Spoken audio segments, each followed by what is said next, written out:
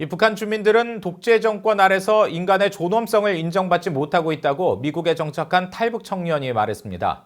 이 부시 센터에서 일하면서 인권 문제를 담당하고 있는 이 청년은 이 외부 세계에 대한 북한 주민의 지식이 늘었지만 이 변화를 꿈꾸기에는 역부족이라고 전했습니다. 안소영 기자의 보도입니다.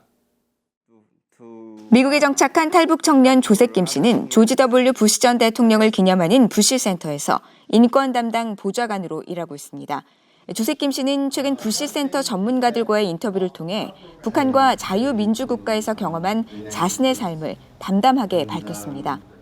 조셉 김 씨는 자유란 공기와 같아서 만질 수도 볼 수도 없는 것이라면서 자유가 있을 때는 자유에 대해 생각하거나 고마움을 느끼지 않는다고 말했습니다.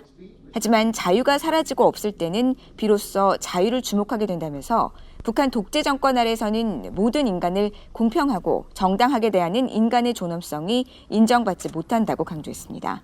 북한이라는 것에서 일어나는 일들을 모른다고 하기에는 우리가 알고 있는 지식과 정보가 너무 많거든요. 북한 인권에 관한 상황을 raise awareness?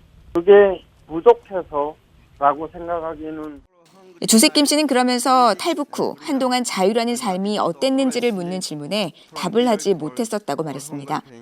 학문적으로만 알던 자유를 직접 경험해보지 못해 차이를 알 수 없었다는 겁니다. 하지만 중국으로 탈북한 뒤 숨어 지내던 시절 창문 밖으로 보이던 또래 친구들의 자유로운 모습이 한없이 부러웠고 더욱 자유를 갈망한 시기였다고 김 씨는 회상했습니다. 그러면서 북한은 인권과 주민들을 대하는 데 있어 지구상에서 가장 어두운 곳 가운데 하나라고 지적했습니다. 사실 고문이라는 것은 1914년 Torture and Convention인가? 트리티에 사실 불법화된 거잖아요. 심지어 공개 처형도 아직. 김 씨는 점차 많은 북한 주민들이 외부 세계 정보를 접하고 있지만 그들이 처한 억압적인 상황으로 변화를 이끌어내기는 역부족이라고 전했습니다.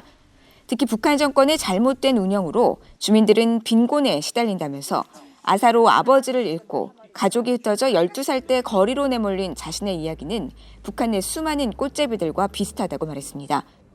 1990년 함경북도 회령에서 태어난 김 씨는 12살에 고아가 돼 집 없이 떠돌다 2006년 탈북해 중국으로 건너갔으며 이후 미국의 난민으로 정착한 뒤 미국 공립고등학교를 졸업하고 뉴욕 바드 대학에서 정치학을 전공했습니다.